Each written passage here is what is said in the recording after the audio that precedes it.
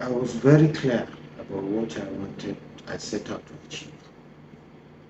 But I was also very sure that I was going to confront challenges. Being an industry person myself, I knew the challenges of Voice of Nigeria, but indeed not just Voice of Nigeria, but all public broadcast platforms. So I was very, to a certain extent, knew some of those challenges that I was going to confront and how to confront them head on.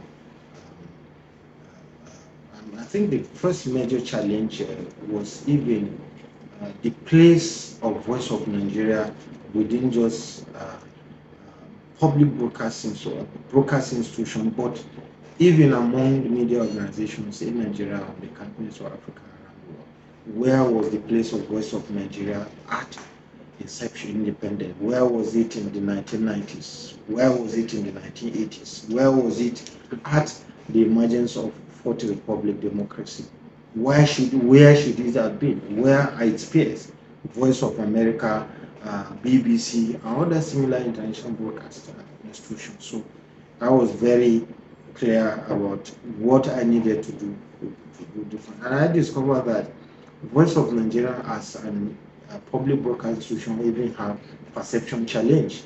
So one of the things that I set out from day one to do was to reposition Voice of Nigeria, you know, reaching out to partners in Nigeria and across the world, activating and building new partnership and collaboration with similar organizations both in Nigeria and around the world. Because I know that one of the strengths of Voice of Nigeria is actually in partnership and collaboration with similar organizations. One of the things that I also discovered was the morale of the personnel. You know, um, and I was determined. My focus welfare of the personnel, such as management staff, but indeed looking at workforce and training another opportunity for our staff. You can't say you're a journalist if you consistently, as you go on your job, you don't have opportunity for training, you don't have other opportunity to travel to either in or outside your country. So all of those were part of my own focus. But above all, I also discovered as a reporter that one of the basic challenges, a major challenge that we face as a nation is also perception, how we are perceived around the world. And when you travel, either as a private citizen or as a government official, how you are treated, is largely dependent on how uh, destinations that you visit perceive you. So uh, I discovered that the role of Voice of Nigeria is even more germane than ever before in terms of creating positive narrative about Nigeria and Nigerians, Africa and Africans.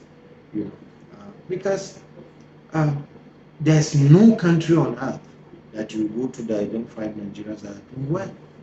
But the narrative that go out about Nigeria, sometimes 0.5% of Nigerians who some it may not even be deliberate out of ignorance or mistake or all of that, or some even deliberate, but that is the narrative that people send to identify us with. So as Director General working with my team, I'm determined to use all our platform to unleash positive narrative to help fight fake news, misinformation, and disinformation about our country. Of course, those are part of the things that we face. We are not saying that Nigeria as a country is a perfect country. No country in the world is, including the most developed.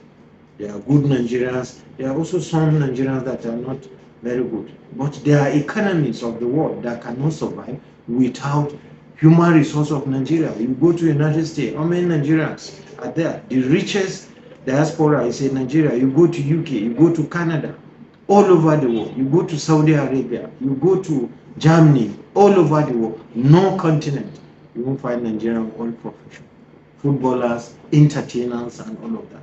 Who is telling this story?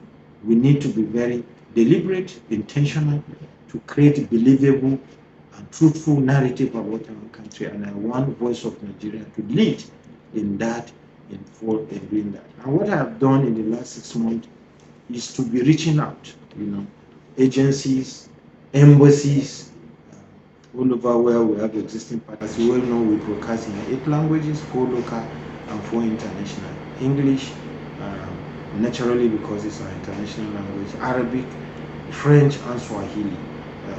And then for the local, of course, because of our diversity, Hausa, Yoruba, Igbo, and Fulfulde. Of course, you know what informed that choice. These are languages that, based on categorization of languages in Nigeria, they belong to the major languages, where you have millions of speakers, Hausa, Yorubas, and Igbo, and then Fulfulde, which is much more like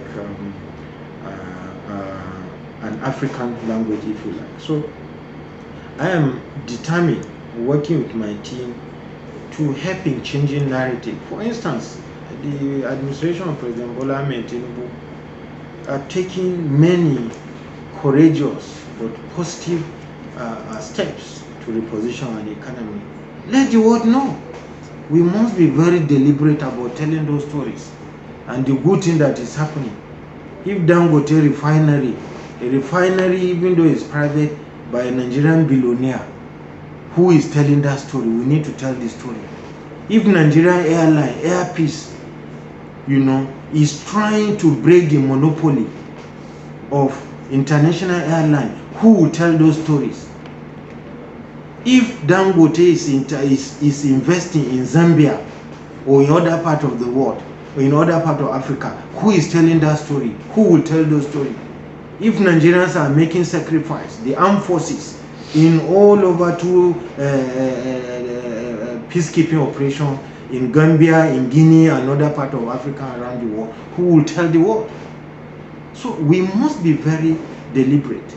Nigerian students are doing well, first class, everywhere they go, either at the undergraduate level or at a master's level, everywhere. Our military officers, our police officers, either in training, are doing well. Who will tell those stories?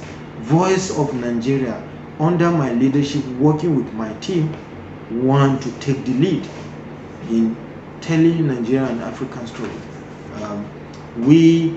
I intend to bring back the respectability that Voice of Nigeria always enjoy in Nigeria and around the world, by working, by leading in terms of not just telling Nigerian story, but also the African story. Because our founding fathers were very clear about what they want to achieve. They knew our role as the leading Africa, a leading country, and the leading, most populous and most important nation on the continent of Africa. So I'm very clear.